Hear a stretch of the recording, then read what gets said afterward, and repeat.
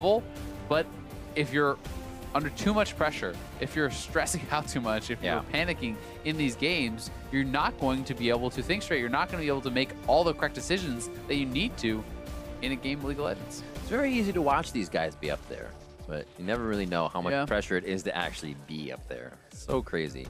Definitely can be stressful to play in tournaments with all these people watching and so much criticism levied the way of players when they do mess up. Ban phase 1 complete. Good bit of tanks in here with the Zac. They take Ssumday Shen away, and it looks like they want a bit of initiation for Lourlo here on the top side. Still a Maokai in either of the first two games, really good point. Which is really surprising. I still think it's such a strong pick, and to me, it's just straight up better than Gragas. But Gragas does offer more playmaking ability. It is kind of more explosive in its engages as far as having this ultimate that can throw out that displacement. But what Maokai brings is an enormous amount of consistency, an enormous amount of tankiness. Point and click crowd control is so strong in this game. There's no outplaying a Twisted Advance from Maokai. There's no outplaying the Arcane Smash after you're CC'd up. So it gives you a lot of power there. And equally, the ultimate is also very powerful because it can be used similarly to how the Taliyah wall is used, to zone people off turrets for this sort of disengaged tool as well. I love you say that, and I just think a bunch of cats coming at you. It's so powerful. What will they decide? Those cats can be scary, man. They get their claws out, scratch the wrong cat's belly. They're a terrify freak. He hates cats. Jarvan and Taliyah locked in. Team Dignitas keeping it quite similar. This would have been, I believe, a Silver if they do continue to go with the same lock-ins as the previous. Side of Team Liquid, Ekko gets locked in here for Mickey. I like it. Unless Lourlo goes crazy this game and just wants to play AP top. I'd like that too. See what Mickey ends out this first phase of picks here with. Will they decide to grab their support? No. Do it. I think he just wants it again. I mean, they won the Vayne in the last game. I think he's feeling it. They're going to lock Vayne again. Why not? When he locked it in, it was already against things that were going to grab him, pull him, lock him up. So it's hey man, there's no Blitzcrank just yet, at least. Awesome. We get to see Piglet back onto Vayne, having a fantastic game last time, just previously. I'm very excited to see what support they're going to try to pair alongside it. It's going to be the Janna taken away here for Adrian before it can be banned out. We did see bans thrown his way earlier in the series for this champion. Now that means there is no AD carry alongside him just yet. So likely Team Liquid will be focusing the AD carry role, I would expect. And we are probably going to be seeing Dignitas continue to focus Matt in these pick bans. Good lock-in for the Janna. That may just mean it is a Lulu. That would be the utmost last support protection you can pretty get here, unless you eat them up with Tom Kench. Tristana taken away. I like it. Slows down Dignitas' turret taking potential. That just means the Silver more in the hands of Altec. I mean, you could ban out the Silver too, right? I think that if you can take you could this guy off of one of the more kind of powerful laning champions, someone who can abuse the Vayne, then maybe you can actually get something done there. Vayne also, though, was always considered in the past a good matchup into Silver because of the dueling potential that Vayne has. If the support's going to roam away, you certainly can smash Silver in a 1v1 as the Vayne, but it's going to come down to what they're most worried about. They do not seem to be worried about that Silver, so maybe trying to push him onto it. Twitch is also available, but I don't particularly think Twitch is a good matchup for Vayne either. I agree. What will it be on the side? They actually took away Matt's Bard. Interesting. They fear the Bard more than they feel Piglet being a little bit bigger there. And I would fear Matt's Bard as well. Would it be the Varus? He's going to lock in the Varus. A little more lockdown. You have a lot of potential once that Cataclysm is in to get that chain of corruptions out to a lot of people. So it works. I think it makes a lot of sense, right? This is much more of a safer bottom lane that they have drafted for themselves. It's someone who does have longer range than the Vayne, who can poke out the Vayne, who can push out these waves. And like you called it out, the follow-up with that Chains of Corruption is quite strong too. CC is very, very valuable against the Vayne, but it is going to mean Matt will take the Lulu, and the Lulu-Vayne combination is going to give him a lot more protection. So if we do see Vayne get ahead, it certainly could be hard to shut him down with the Lulu in his back pocket. That would be so cool. I hope we see Vi. I can't even remember the last time we saw this. I do really like. I like things like Chain of Corruptions against Vayne because it's one of those kind of like chaotic CC where you're either going to get hit or you're going to move to get hit. And Vayne is primarily on that positioning. If she's not in short range, you're not getting shots. Chain of Corruption gets the bounce right at that range. It's always tough. You always got to work around some abilities, and they're going to be throwing a lot at Piglet. There you go, though, Azael. You got your tree. Maokai's in. Maokai finally showing up here in the series.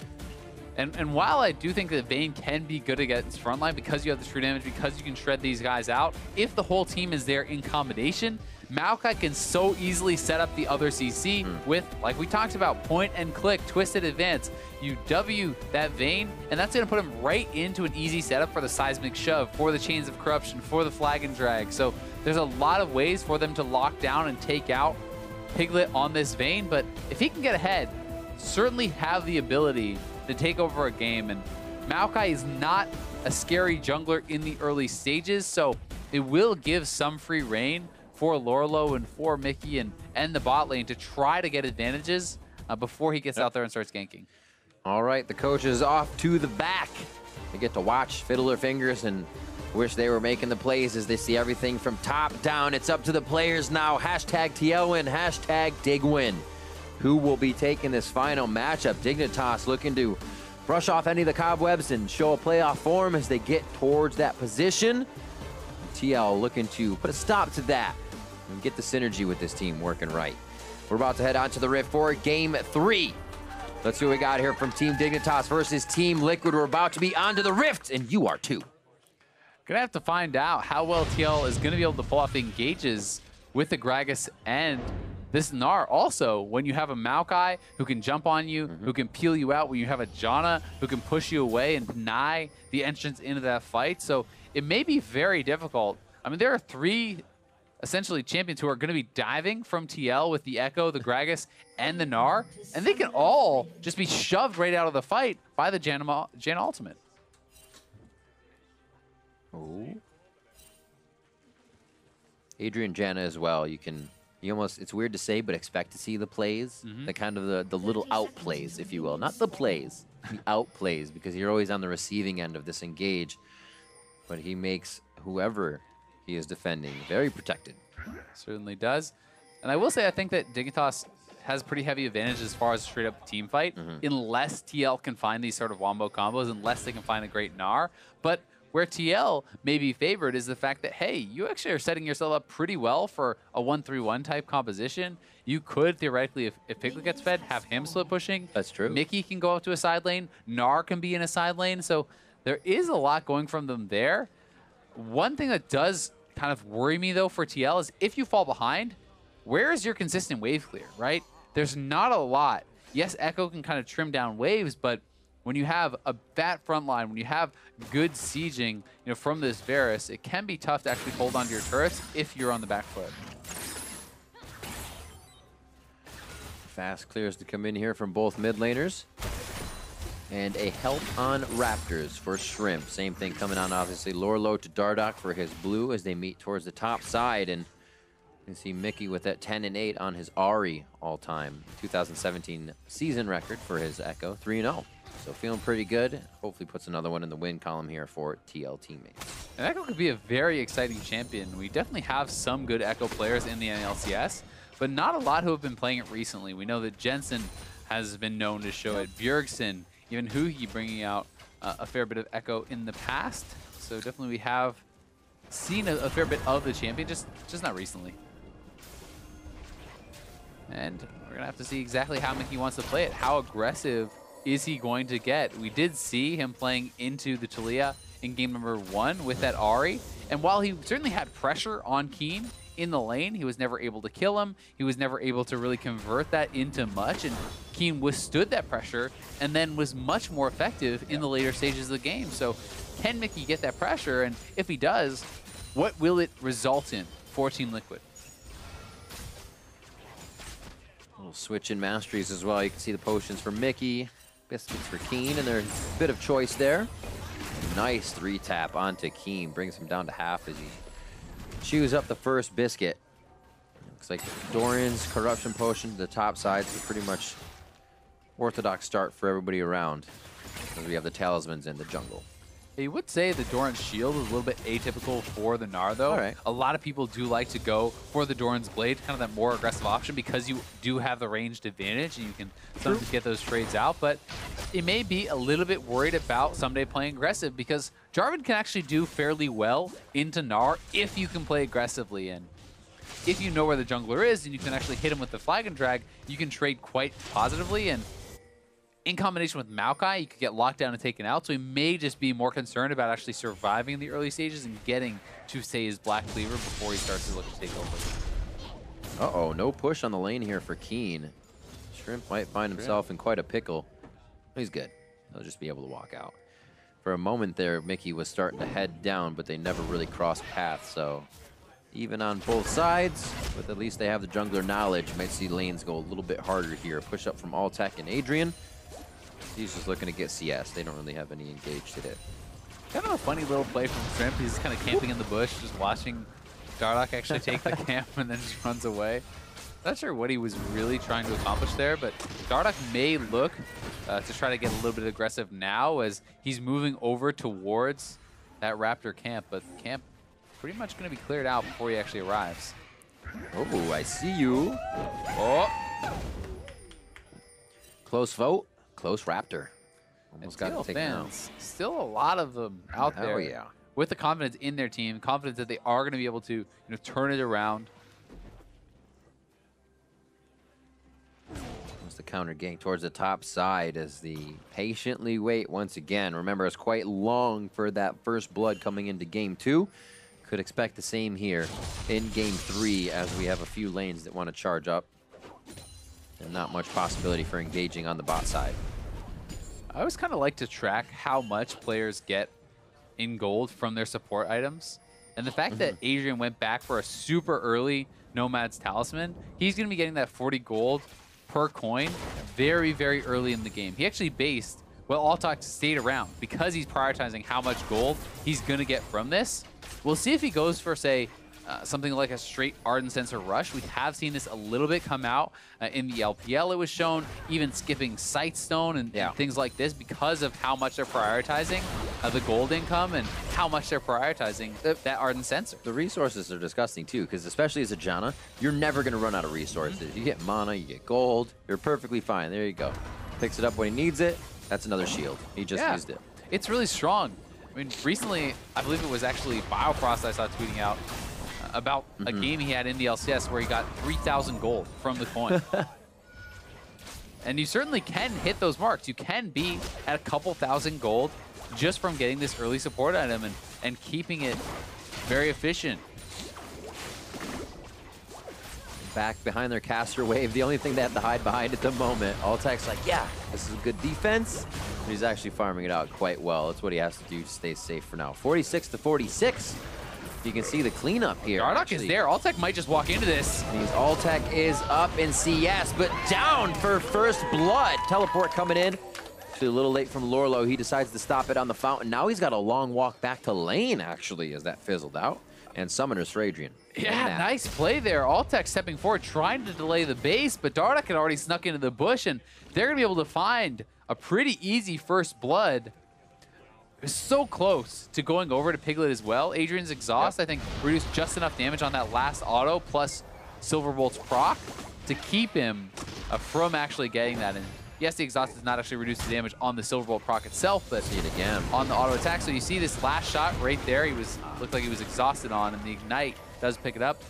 Certainly would have liked it to go over to Piglet, but either way, I mean, they can be happy about how these lanes are going. They are playing around it, but that's 2 games in a row. They get the advantage on the bot side against a bottom lane who has been very effective for Team Dignitas. And that's that priority of putting something on the plate. TL has things in mind, and they are already getting them going.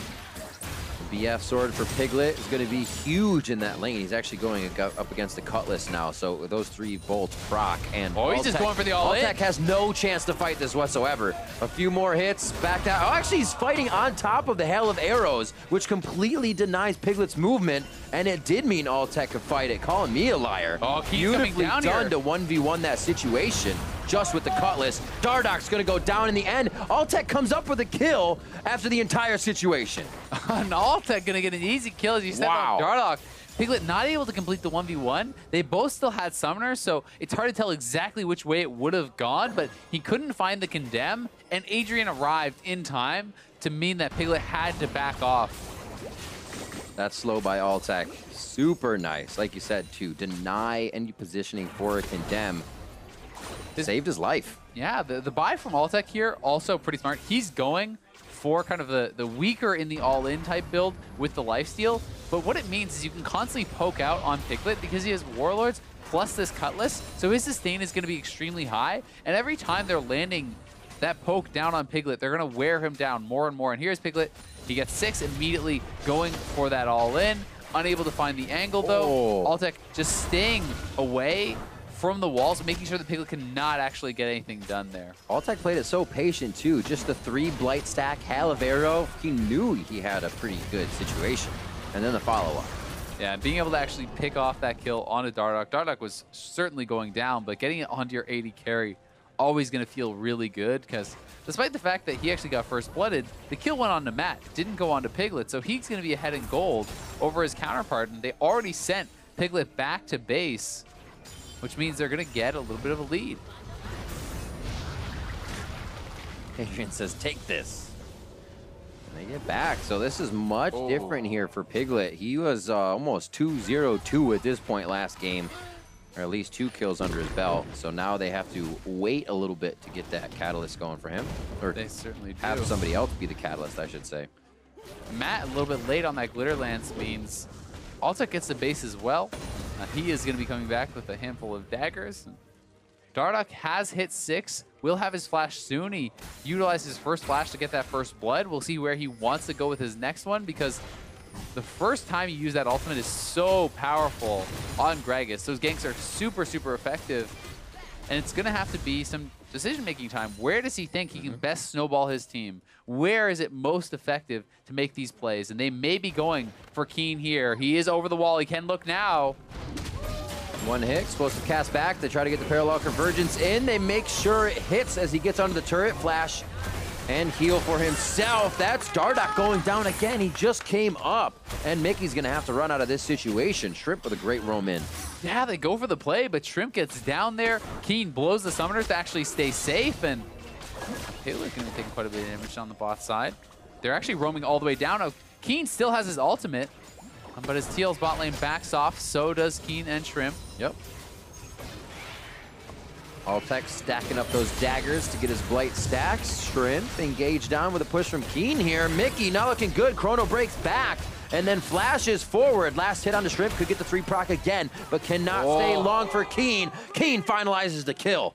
Yeah, Mickey getting pretty overconfident there as Keane is around, and Shrimp on this Maokai has so much lockdown, holds him in place. Mickey doesn't get any distance with his ultimate, and that means more kills going the way of Keane, and this is going to be a very tough game for TL.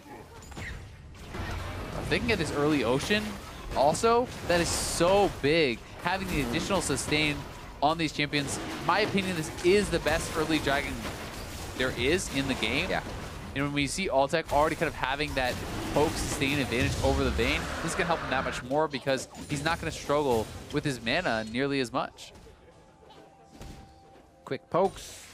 It looks like TL is going to be able to put some damage on this top turret. We'll see this again. Can Keane come up with Storm Raider Surge here to get a bit more power?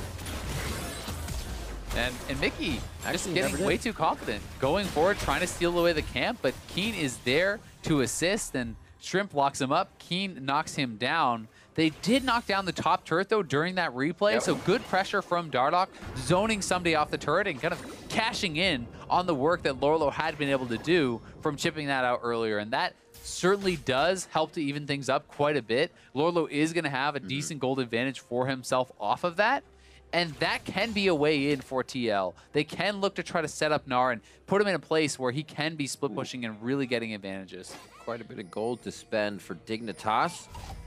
And now looking at Keane pretty much this game. Shrimp was 0-0-3, helping on those assists, but they are getting Keane going in the mid lane. That's something you can always identify with Dignitas is if somebody's going, usually that person can carry, right? If it's Ssumday, he's going to be going off. Shrimp can do the same, and all the way across the board for these guys. It's a sign of a good team, right? You can carry from any lane. That's what all the teams are really trying to have, because there's always going to be a place that's best to gank, that's best to go. And if you can't go there because you're not confident that that player can actually carry the game, it really does limit you very, very heavily. So Dignitas team with a lot of options. They're looking to set up this dive. Taliyah coming down, and Maokai's already here. Ooh, he gets Shrimp on the flash forward. Keane locks them all up. Adrian's there for the heal if they even need it, but they're going to be focusing on to Matt as they get themselves to safety, and now they're going to get another turret.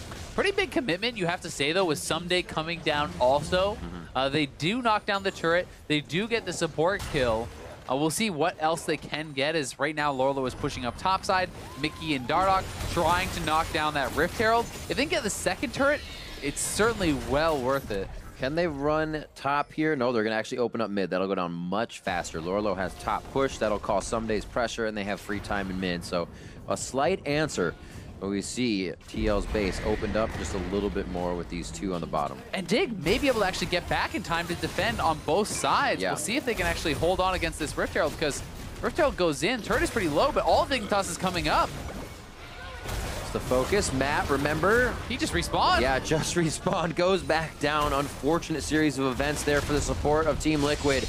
Now the flag and drag just to the left, but the slows are there. The burn is on, and Dardoch is not long for this world as he's getting chased down. There's the final hits from Keane. Now 303 for himself. Full kill participation. Yeah, and the Rift Herald can't quite knock down that turret, so now Dignitas is going to get mid lane for free, because they're rotating around the map, moving as a team so effectively, utilizing this Maokai very well. You find the flash twisted advance. It's so easy to pull off these sorts of plays. Great setup for the team, and they're going to be rewarded very heavily with 3 quick turrets and now a big gold lead. Large push by Piglet on the bot side. He's not in that position where this can go much farther than the river. We talked about the 1-3-1, but TL has a very long way to go before they're that powerful to split Mickey and Piglet. They really do, especially because Ssumday just picked up, kill and an assist, so that's most of the advantage, if not all the advantage, actually gone for Lourlo, and that was really kind of what they were hoping for. Thankfully, Mickey can actually knock down a mid lane turret, get a little bit something done for himself, and now that he has a proto build, if he can get to things like a Lichbane and Zonias, he can try to be a threat on the side, but here Shrimp just finds the flash twist advance on Matt, who's kind of trying to get up to Mickey to help him, but doesn't really take the best path. And then Dardoch, they're able to chase him down as well. Look at the timing on the J4 ultimate there from Ssumday to actually immune the explosive cast displacement. Very well executed. Shrimp knew too, because it was Matt's flash in the bottom lane from a twisted advance. So he said, guaranteed kill, guaranteed map control. It seems to be what Dignitas triggers off of, but also creates a bit of hesitation when it seems like they have quite a big lead. Yeah. They may not feel so sure. And we'll see how confident they look going into the later stages of this game, as they have a good lead. They've played a very strong early game. This has looked like the best Dignitas start to a game, certainly that we have seen. And we kind of talked about how the Maokai ultimate and the Taliyah ultimate are fairly comparable in what they can do around turrets, as far as zoning off of turrets to actually set up these siege situations. And that is going to be very true, especially in this game. You can actually do one, then the other to try to get multiple turrets, or you can actually combine them, Taliyah while behind your opponents, then they're trapped in the Maokai ultimate with no way to avoid it. So it's definitely some powerful combinations and synergies there with these two champs who are so good at setting up dives, setting up sieges, and really trying to unlock those turret kills. Ardent Sensor Adrian. No Ardent Sensor Matt. Just, it may come down the line. Right now he's building up that spell thief, getting the vision in, and Moby Boots priority for that Lulu movement.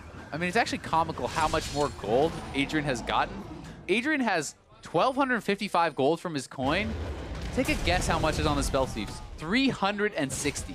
So 1,200 versus 360 from those support items. Look at that on a chart even. This is why coin is broken.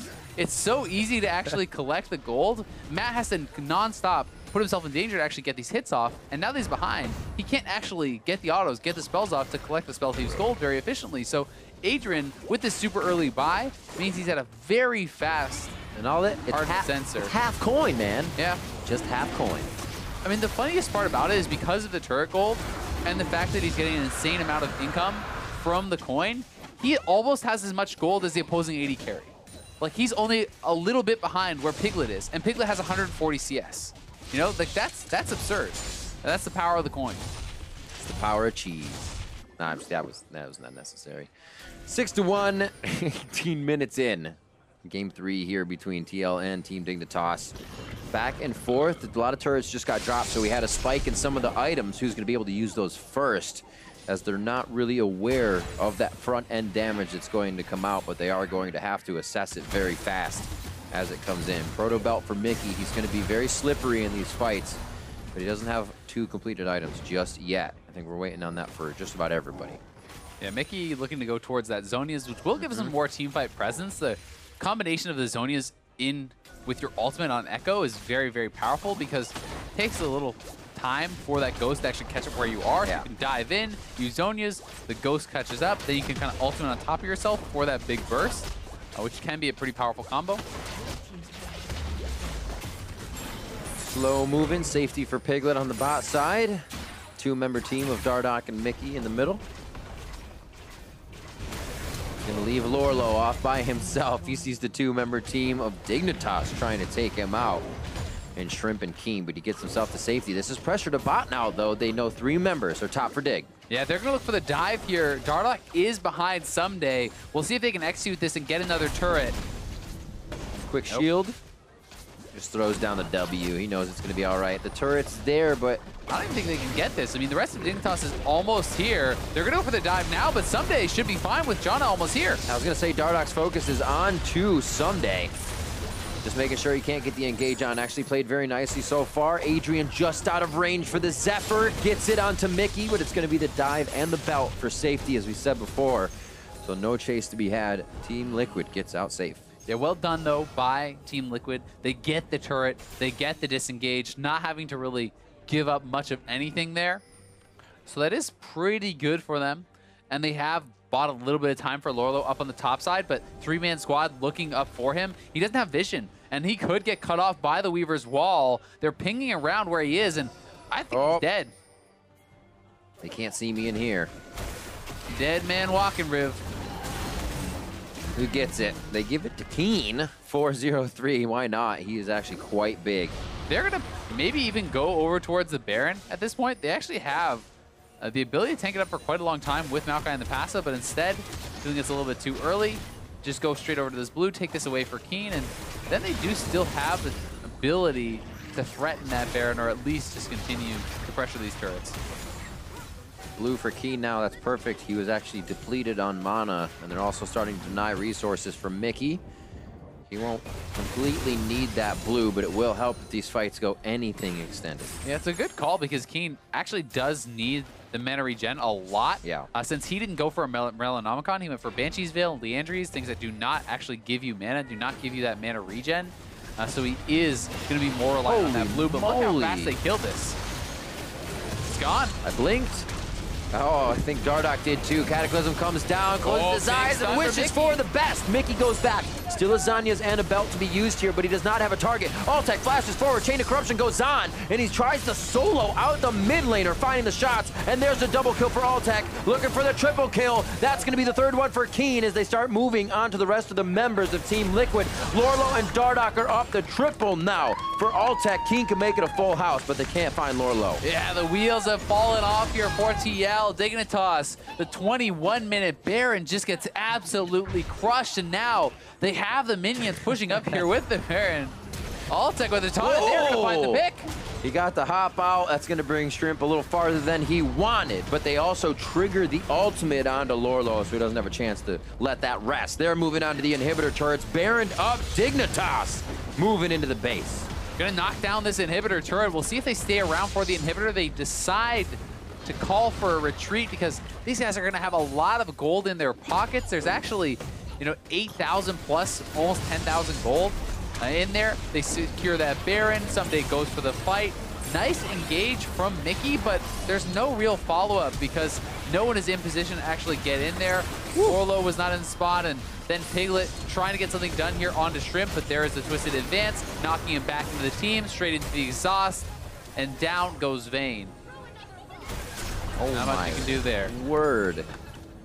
Altec's getting up to 2.2 attack speed with his passive when taking out units. That's absolutely absurd. It's a 2.5 is like the highest, so he is going crazy. Pretty quick with them arrows. Yes, incredibly fast. We saw that help him take out Mickey just a second ago, able to step shoot faster than Mickey Gonzalez. TL are looking for a pick here. We'll see if they can actually pull it off as they're hanging around this blue buff, but oh, they actually find Ssumday. Can they chase him down? Just out of the parallel convergence, able to use the Cataclysm as a way to get out of the situation, but it leaves Keane now in the dust. Keane's gonna have to get himself to safety, can start to skirt around rather. That passive wall move, a hit. Now that's Matt going down immediately. Piglet's too far out of the fight to really help. Tries to go for the dodges, but too much ground is weaved by Keane, and he works down Piglet. Yeah, Taliyah is so strong in these moving fights because she constantly has new ground for the Q, throwing out the volleys, and looks like they may just be able to push down here. We'll see if TL can actually mount a defense. They're already on the Nexus turrets. Slow and steady wins the race for Dignitas here. Getting those turrets, getting a bit of map control, an uncontested Baron, and they continue to use that now. 1/4 of it left as they're inside the base of Dignitas, sub 25 minutes. I'm sorry, Team Liquid, sub 25 minutes. Yeah, Dignitas, they shove up the top wave as well. Ssumday doing a good job prepping that up, and they will dock down another inhibitor turret. Go straight for this inhibitor. TL looking for the play. Lourlo, very nice double sweep on the team. 3 members of Dignitas get to corner him in, though, and deliver the damage. First kill to Keane. Mickey in the Zanyas has the chrono break to get himself out, but not enough time to pull the trigger. Shrimp on to now Piglet, who goes down. Twisted advance. Dardoch gets bounced around, and Matt finds himself safety on the fountain as Dignitas looks to take down the Nexus turrets. They're going to do it, and Dignitas with the most convincing game here, save for game number 3. Good way to close this one out, give them some confidence going into playoffs, and they are going to be going up against Cloud9. It's going to be 17-1 as Dignitas puts the final touches on this. They're going to go ahead and dive that on the fountain. Adrian gets the kill as he goes down. Would you believe it? Dignitas with the victory over Team Liquid. Adrian looking pretty happy with himself, and as he should be. just because coin is so funny, I checked one more time. So 2,300 gold earned on the coin in a 25-minute game, compared to about 600 from Matt. So pretty crazy how much he actually got out of this. And I mean, Adrian was so strong at enabling his team and his teammates in these fights because of the power coming out from the Janna shielding. Already had his redemption, his Ardent Sensor so early on in the game. Like, it's almost like he's another, laner. It's almost like a top lane Janna or something. He has so much gold. Right, on top of the gold and everything you got from the assists, there's 3 items on Adrian compared to Sightstone on Matt and a piece together for the next one. So it becomes that much harder as well when your support can offer the utility that your AD carry needs, that your mid lane needs, that other lanes need. You just are able to provide so much. And Dignitas do find that win. Another game 3, though, for themselves as they kind of right that ship in being able to take the early game that quick. Because right when they get the game, they seem to start working their way towards the Nexus right away. Yeah, they just don't seem to be able to really have that consistency to dominate these teams, to shut out teams 2-0, when they are fighting against the lower teams in the standings. But they do come away with the victories, and they are turning in a very impressive season for themselves. This is the best form Dignitas has had in quite a long time. The digs for Dignitas. I like it. I like it a lot. There, Shrimp says, Gum is done for this one. No longer to chew this victory gum. I'll need a new piece next time. But as well for Team Liquid, looking great as they make their way into what will be the promotion tournament. With a squad they're actually trying to kind of shore up and find a way to get right through all shiny and nice. I was like, what's a rainbow? All rainbow colors, but I couldn't figure out the saying. I mean, it's certainly that kind of day. There's some positives to take away from the series. They're not going to be too happy with this last game, as it was pretty brutal. For sure. Game number 2, they win. Game number 1, they played Dignitas pretty even for about 20 minutes, and Dignitas is at a much higher level than the teams that they would be facing in the promotion tournament. So, TL, for them, it's back to the grind. Get practicing, get working on this team, on this 5-man unit. If this is your squad, they need to be in the best possible shape that they can be for that promotion tournament. And for Dignitas, it's looking ahead to Cloud9. they obviously have Very true. their own ideas on how best to play the game, how best to play the meta, and it differs from some of the other teams. So when you're going into these playoff matchups, that can be more heavily targeted by opponents, right? So sometimes you need to prepare something a little bit extra. All right, so for more on that win, we are going to check in with Avali and Team Dignitas' mid-split acquisition, Altec. Thanks, guys. Great cast on the day. I am here with Altec. First of all, congratulations on your victory. I want to ask, Dignitas has had a lot of roster changes and players moving throughout the split. How would you describe the team's identity in terms of play style? I think when I first joined the team, we didn't do really well, and we kind of needed like a change to happen, and we kind of just brought me and Adrian in together, and then we worked really well because we played a lot before together, and with our like chemistry, we were able to do really well in the bot lane, which enabled it drew more like jungle pressure bottom. Then Ssumday can do more and Keane can do more. So I think that we were able to draw a lot of pressure, and that's what got us ahead a lot of times. Well, you mentioned you were looking for a change to make within the team. Was there a influencer on that, or was it the patch, or? Oh, well, we just didn't really work out that well. But once we put Adrian in, it kind of just clicked. Everything, people, I guess we were doing really well with him, and people were just like, oh shit, we're starting to get better. Well, you guys play Cloud9 in the playoffs.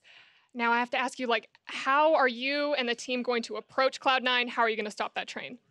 Well, first of all, Cloud9 is, when you look at it, they're Jensen's just doing really well. He's he hasn't died. So I think one of the biggest, I guess, concerns I have is will we be able to shut him down? So I think maybe we'll try to work around that.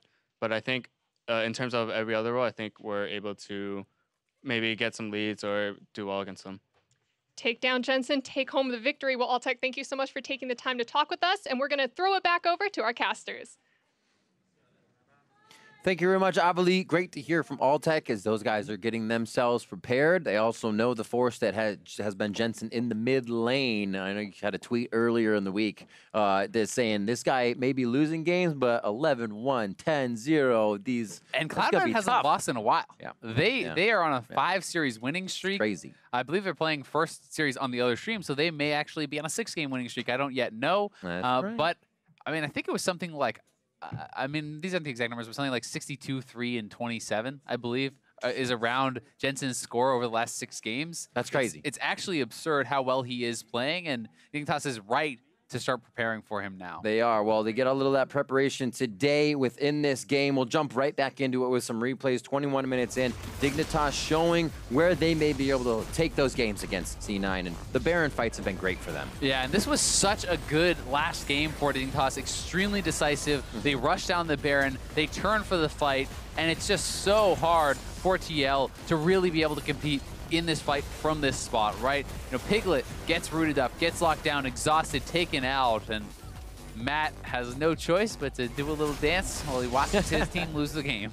Everybody trying to make their way to safety, but it's really how can we get to Piglet? And instead of TL being on the front line of engaging, that first shot from Piglet being what changed Dignitas' mind. We talked about it being the other way around and you getting to choose your priority target. Yeah, exactly. Having that engage really does set the pace of the game. And from game 2 to game 3, the biggest difference is the Vayne never really got going, right? They weren't able to actually find those early plays. TL was so effective in the early game with Dardoch especially, moving around the map, making so many things happen and snowballing those lanes. But despite the fact that Dardoch had a great first gank down on the bot side, it never really turned into anything. Right. And Dignitas was so consistent in this game, playing extremely intelligently across the map, sieging up turrets, taking objectives, taking over vision, and I think that this is really a strong game for them. And somebody that was able to really shine through for Dignitas was Keane on that Taliyah, once again, holding his ground. And as we said before, it can always be a member of Dignitas to carry. This time it's Keane. Yeah, exactly. I mean, this guy has been so on point for them this season.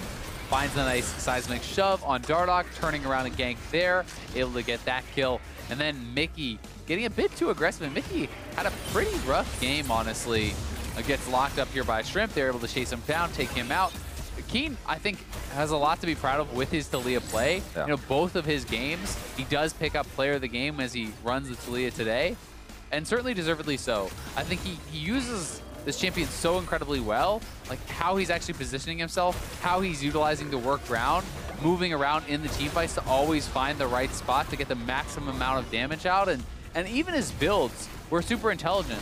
Once he had a lead, he actually forgoes the Morellos, goes straight into Swifty boots for positioning, and gets the Leandries, and then goes into the Banshee build. So I think he's playing really well by all measures. Always thinking of what can be the next. And the thing is, too, is he can fly under the radar in games, and you won't worry about him. That's the thing about Dignitas. Ssumday can do that too, but the fly under the radar, he kind of was right in front of the radar this game. Look at the damage. I mean, definitely noticing him this game. Almost 21,000 damage put out here by Keane compared to the 6.7K of Mickey. Keane was massive and really does deserve the accolades and the credit that he is receiving. Got to be feeling pretty good with that mid lane play, and Dignitas coming up with another victory. We've got another series coming your way. FlyQuest and Phoenix One face off in a quest to avoid the promotion tournament. As we go to commercial, we have a look at Pentakill's latest music video for the